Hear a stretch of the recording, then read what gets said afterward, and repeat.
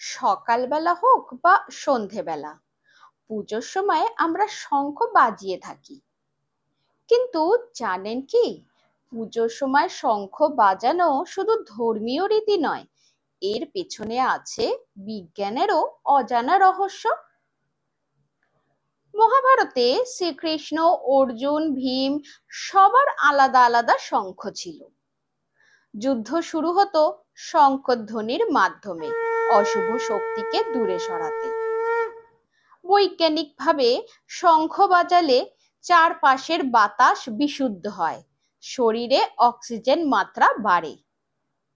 তন্ত্রশাস্ত্র বলে শঙ্খধ্বনি শরীরের সপ্ত চক্র জাগ্রত করে, ফলে পুজোর সময় মন আরো একাগ্র হয়। শঙ্খ আসলে সমুদ্রের প্রতীক, অসীম শক্তি ও সমৃদ্ধির আহ্বান। আর একটা বিশেষ তথ্য হলো, শঙ্খ বাজালে ফুসফুস শক্তিশালী হয়।